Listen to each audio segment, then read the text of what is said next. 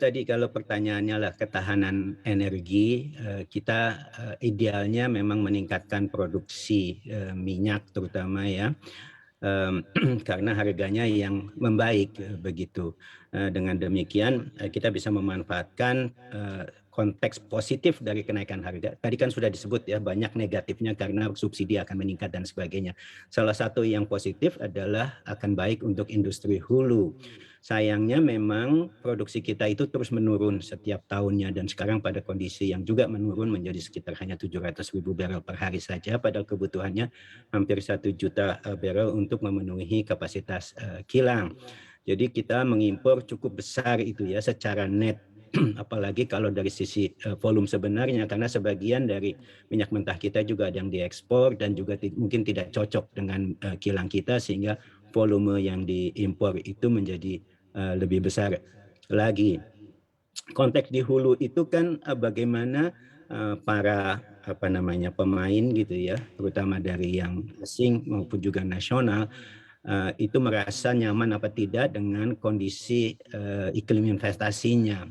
Pertama dari sisi resources, kalau kita tanya kepada para ahli geologi, katanya di Indonesia masih banyak cekungan-cekungan yang belum dieksplorasi.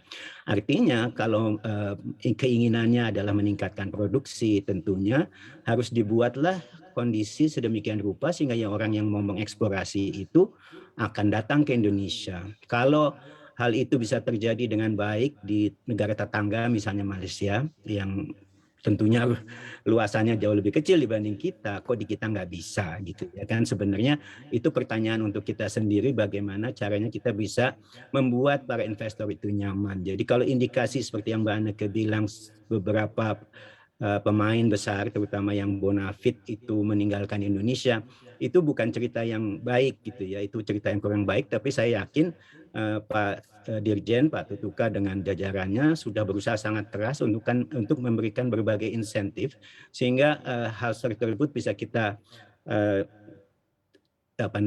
kita tanggulangi gitu, dan makin lama makin ada upaya-upaya untuk membuat iklim investasinya menjadi lebih baik, baik itu untuk minyak mentah yang konvensional maupun yang non konvensional. Cuman masalahnya untuk meningkatkan produksi atas dasar eksplorasi dan itu butuh waktu.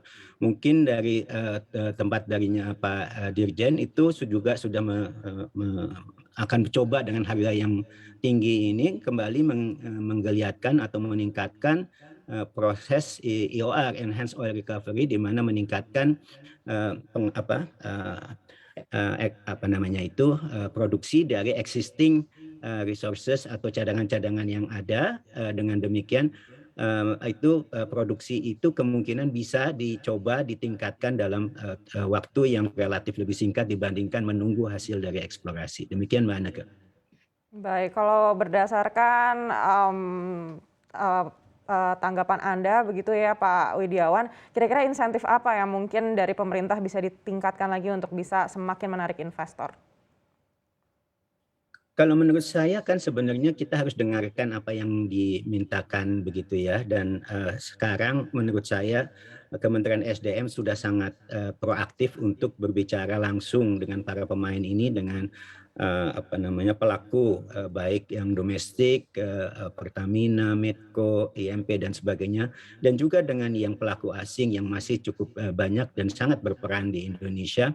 Dan atas dasar mendengar apa yang mereka inginkan, menurut saya ini adalah suatu langkah baik yang harus segera dilakukan. Dan pada kondisi seperti itu mereka tentunya akan jauh lebih nyaman dan tentunya akan melakukan investasi yang lebih besar lagi di Indonesia. Hal-hal tersebut kaitannya misalnya dengan kontrak, dengan fiscal terms, dengan kebijakan cost recovery dan sebagainya, dan seterusnya. Masalah hubungan pemerintahan pusat dengan yang di regional, di provinsi, dan lain-lain, dan peraturan-peraturan yang selama ini juga masih banyak yang belum certain ya. Misalnya undang-undang migasnya aja juga belum sampai sekarang belum jadi gitu ya. Padahal ini adalah kesempatan emas gitu ya pada kondisi harga yang tinggi seperti ini, di mana keinginan untuk berinvestasi mungkin lebih besar, ini adalah waktu yang baik untuk meminta mereka untuk melakukan sesuatu secara action gitu ya, bukan hanya bicara saja, tapi tentunya juga mereka akan bilang, ya kalau begitu pemerintahnya juga harus action dong. Nah itu mungkin yang bisa jawab tentunya Pak Dirjen sendiri.